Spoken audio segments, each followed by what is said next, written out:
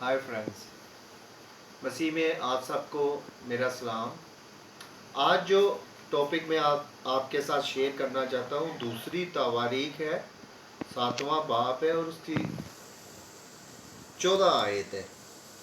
तब अगर मेरे लोग जो मेरे नाम से कहलाते हैं खाकसार बन के दुआ करें और मेरे दीदार के तालब हों और अपनी बुरी राहों से फिरें, तो मैं आसमान पर से सुनकर इनका गुनाह माफ़ करूँगा और उनके मुल्क को बहाल करूँगा।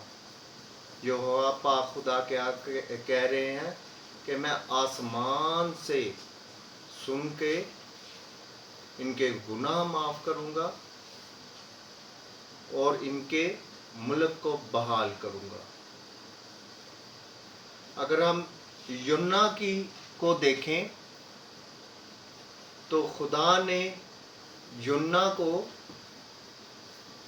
भेजा था कि जा तू फलां मुल्क में, वहाँ बहुत बदकारी हो रही है, तो उनको जाके ये मेरा मैसेज दे। लेकिन यूना इधर जाने की बजाय इधर चले गया। फिर खुदा ने मछली को हुक्म दिया कि मछली ने यूहन्ना को मुंह में डाल लिया और अंदर निगल गई। कलाम कहता है कि मछली यूहन्ना को पाताल के अंदर ले गई। मछली यूहन्ना को पाताल के अंदर ले गई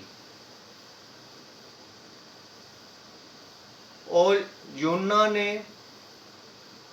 पाताल से दुआ की कि ऐ खुदावंद मुझे माफ़ कर,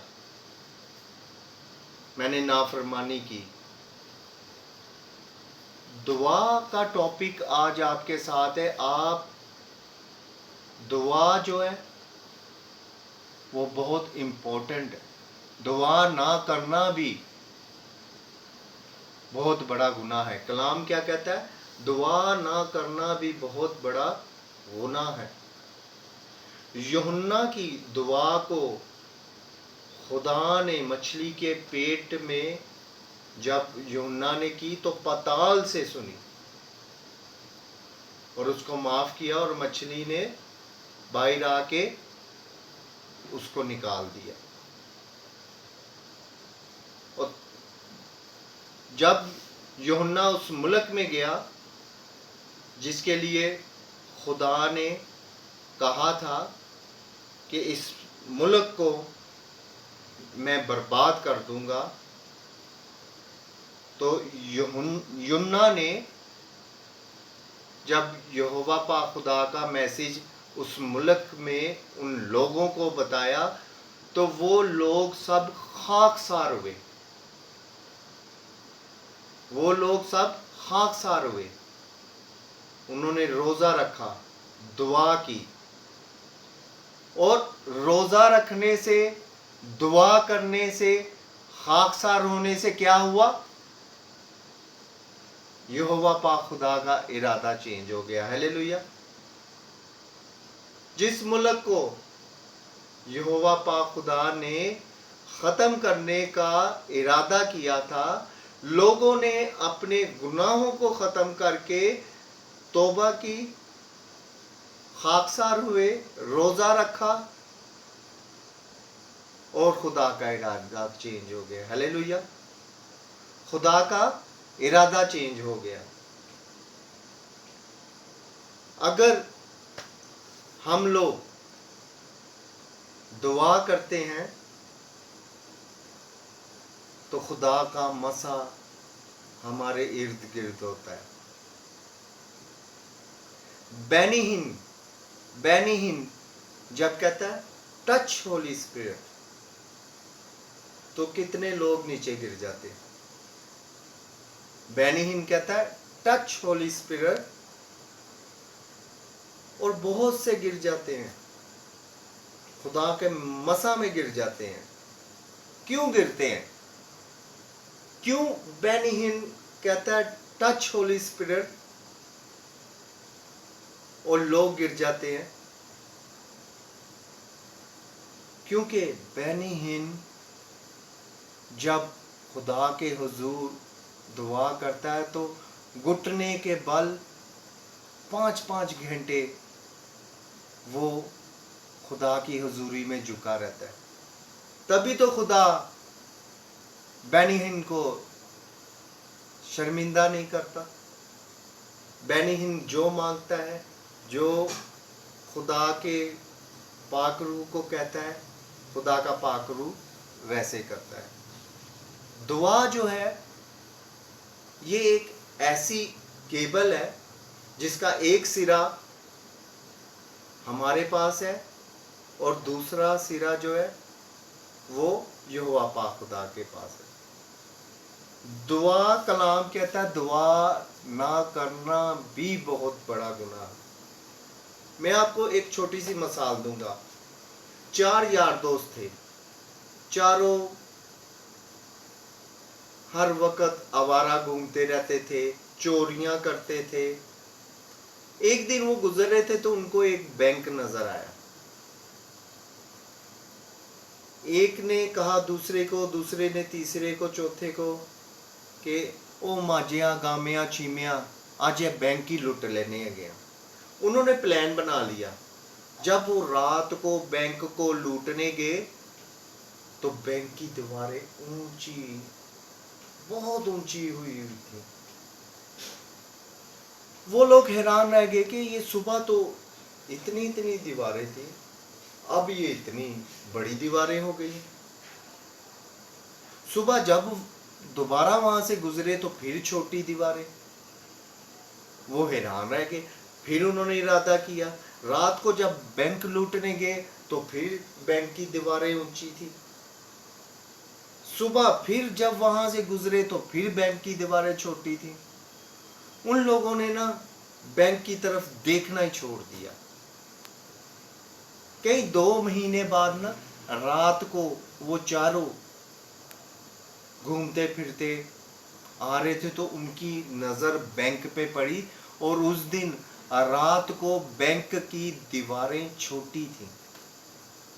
ان چاروں نے ارادہ کیا کہ آج بینک کی دیواریں چھوٹی ہیں، ہم جمپ لگا کے آج اس کو لوٹتے ہیں۔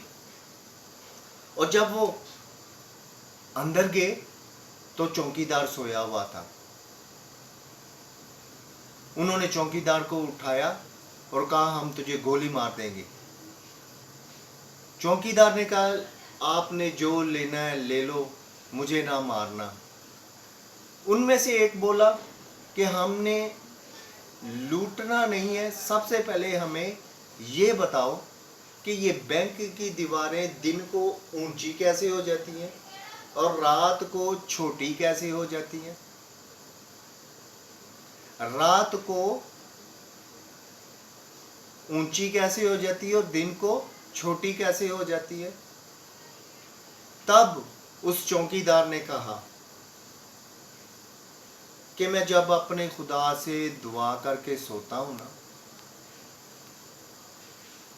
تو یہ دیواریں چھوٹی ہوتی ہیں، تم لوگوں کو بڑی نظر آتی ہیں۔